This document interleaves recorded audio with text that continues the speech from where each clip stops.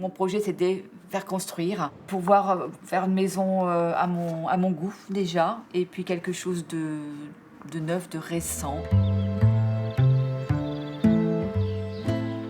À une époque, on cherchait une maison à acheter et on ne trouvait jamais notre bonheur à tous les deux. Donc un coup, ça me plaisait, un coup, ça plaisait à Gaël, mais pas à moi. Enfin, donc on s'est dit, à ce moment-là, autant construire ce qui nous plaît à tous les deux. Il nous reste 30 ans à vivre à peu près, jusqu'à 100 ans. Et on voulait une maison de plein pied sans escalier. Dans le moderne, avec tout ce qui est économie d'énergie, avec la maison, là, va être au top, énergie 2020.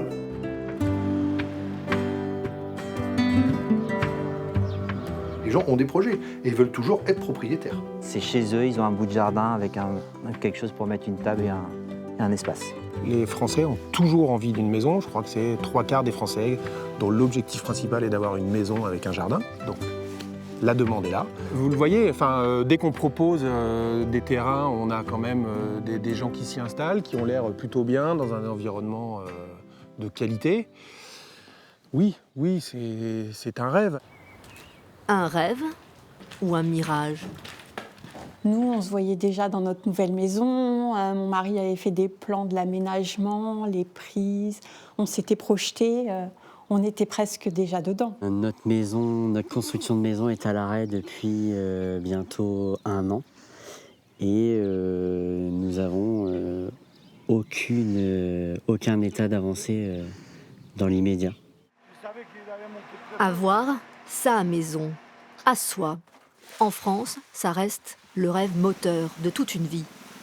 Mais c'est un parcours semé d'obstacles, surtout en ce moment où l'inflation complique tout. Une telle augmentation des prix, Miguel Martins, maçon à Poitiers depuis plus de 25 ans, n'en a jamais vécu de sa carrière. Ça atteint tous les produits, quasiment. Les parpaings, la brique, le ciment, tout quoi. Le sable, les mélanges, tout. Le béton prêt à l'emploi, ça a augmenté aussi, tout. Tout ce qui est essentiel à la construction. Sur ces 3 dernières années, la hausse varie de 3 à 40% selon les matériaux. Une pilule dure à avaler pour tout le monde. Pour un sac d'enduit de 25 kg, on a pris 50 centimes par sac. On ne peut pas remonter la hausse aux particuliers comme ça, quoi. Vous ne comprendrez pas. Mais nous, sur notre marge, ça nous prend pas mal, quoi.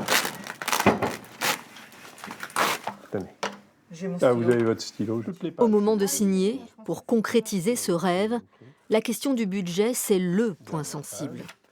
Le Poitevin Dominique Roturo a fait sa carrière de commercial dans la construction. Et c'est peu dire que la conjoncture est morose. Aujourd'hui, le foncier ne diminue pas, pour l'instant. La maison a augmenté ces dernières années avec la crise, l'inflation, ça a augmenté. La main-d'œuvre n'a pas diminué parce que les charges sont toujours présentes. Aujourd'hui, les gens, on supprime des garages. Là où ils pouvaient faire 90 mètres carrés, je parle des primos, on va faire 80 mètres, sans garage. Donc on restreint les maisons automatiquement. Mais même en restreignant, il y a quand même une couche sociale qui ne peut pas acheter. Ici, à 7 km de Poitiers, les 47 parcelles sont juste viabilisées et les ventes démarrent doucement. Les lotisseurs sont aux premières loges pour observer les conséquences de cette plus grande frilosité des banques. On est passé de taux à 1% à plus de 4%. Pour info, une mensualité d'emprunt, avec cette augmentation des taux, a augmenté d'environ 30%. Donc c'était 30% d'efforts supplémentaires pour nos éventuels accédants.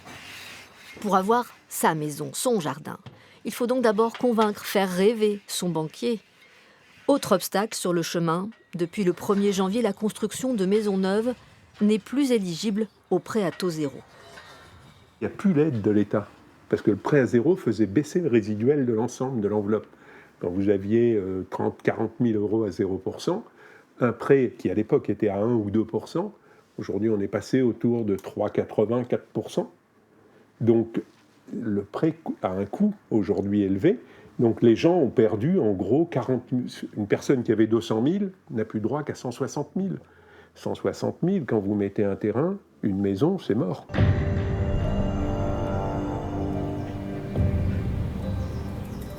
Et même avec un emprunt signé, et un chantier démarré, ne vous croyez pas à l'abri. C'est parfois là que le cauchemar commence. Cette propriétaire nous a demandé l'anonymat. Le sujet est trop lourd à assumer publiquement pour elle.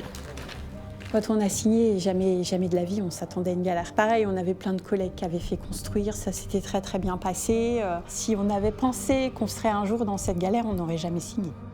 Elle nous raconte la liquidation judiciaire de leur constructeur. Leur chantier s'arrête brutalement. Elle et son compagnon attendent depuis des mois qu'un autre professionnel accepte de prendre la suite des travaux. Mais il y a une condition préalable. Y a-t-il eu des malfaçons? Sont-elles réparables?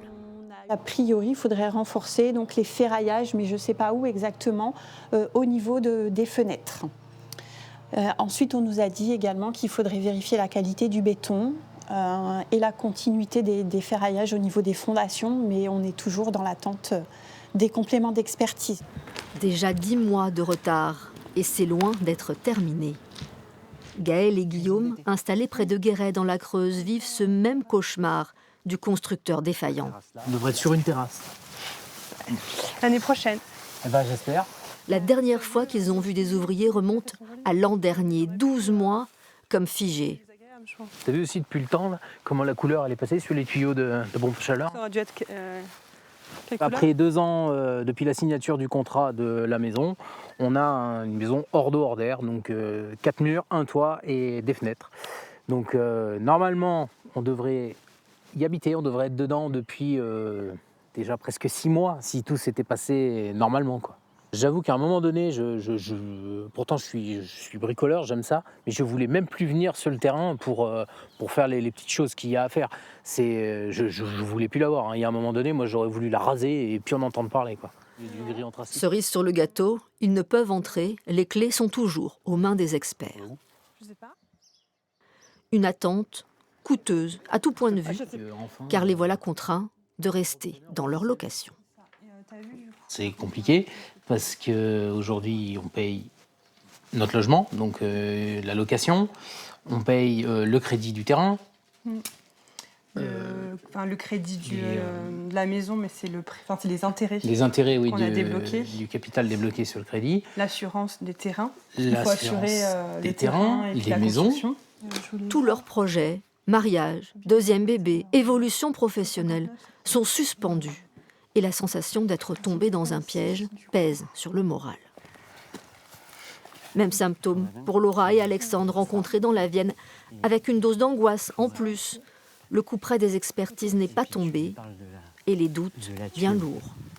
Vous voyez ici, là, le béton, il est dans le poteau qui est censé assurer la solidité de la maison. Le béton, il est friable. Et le maçon est revenu pour refaire le poteau. Mais rien ne nous dit aujourd'hui que la solidité de la maison, elle est assurée. C'est peut-être une destruction qui nous attend et c'est pour ça qu'on est dans l'attente de savoir. Voilà. Face à cette perspective, toute la famille est secouée. Où inscrire les enfants à l'école? Et quand la maison sera-t-elle prête? Tout est bouleversé.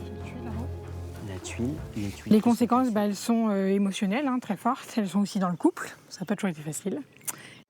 Alors, forcément, revenir dans cette maison-là est douloureux. Pour eux, c'est comme visiter un rêve transformé en cauchemar. La partie cuisine, normalement. Et là, on voit des marques. L'eau, elle s'infiltre par ce mur-là, principalement le mur du fond. On le voit au sol, il y a encore des marques d'eau un peu partout. Ici, là, on voit le résultat des soucis extérieurs, en fait. Donc l'eau s'est infiltrée et on peut voir que là, le placo, faut le refaire parce que on peut pas habiter dans une maison. Puis l'isolation aura pris derrière. Et puis le pire, c'est notre salle de bain qui est juste derrière. C'est la chambre parentale. Et donc là, c'est par là que ça a commencé. Ça, c'est censé être notre salle de bain, donc elle est quelque peu humide. Elle était quasiment finie, la maison. Donc, il y a un gâchis, quoi. Un gâchis de temps, parce qu'on y a quand même passé beaucoup de temps, on s'est beaucoup projeté dans cette maison. Et on a la sensation, je pense que je peux parler pour nous deux, mais de stagner là en fait depuis une année où on attend, on nous dit qu'on va revenir, donc ça c'était avant la liquidation. On y croit parce que on fait confiance. Et puis en fait non, c'était pas vrai, donc c'est très dur. Faut qu'on vive toute la journée avec ça, et le soir on se couche, on repense à la maison, de se dire quand est-ce qu'on aura des nouvelles, quand est-ce que ça va reprendre, vu qu'ils parlaient de la détruire, est-ce qu'ils vont la détruire, comment ça va se passer. C'est un gros cauchemar, et surtout que la décision de construire, c'est moi qui l'ai prise. Donc quelque part, je m'en veux un peu. Pour sortir du cauchemar, mieux vaut ne pas rester isolé. Notre propriétaire Poitevine a gagné en sérénité en adhérant à une association de maîtres d'ouvrage, un soutien moral et une mine de conseils bienvenue. Bien connaître la législation, ça protège vraiment beaucoup, quoi. Déjà, j'ai un appui de personnes qui sont dans la même situation ou qui sont passées par là il y a plusieurs années ou qui sont dedans et qui peuvent apporter déjà des premiers éléments de réponse. Et puis, si j'ai une question un peu plus spécifique, les juristes vont répondre. Cauchemar ou pas, préparez-vous de toute façon à un rêve vraiment rétréci. Désormais, la taille des parcelles est limitée par la loi zéro artificialisation nette. La promiscuité sera au programme. Là, par exemple, là, ce terrain, il est de là. Olivier Poisson, maître d'œuvre à Poitiers, la mesure déjà. Jusqu'à là, et il va de cette borne là-bas. Ça veut dire ça fait l'angle ici. Donc il y a une nouvelle maison qui peut se construire ici. La maison va être obligée d'être en limite de propriété, à avoir que 2 mètres, même pas de l'autre côté. Dans très très peu de temps, les parcelles vont énormément diminuer. On va tendre, et c'est déjà le cas par exemple sur l'agglomération de La Rochelle ou à Niort, sur des parcelles qui font 200 à 300 mètres carrés. Une table, un bout de jardin, et avoir sa maison à soi reste un rêve. La tendance actuelle annonce un rêve différent, plus modeste, mais pas forcément la fin du rêve.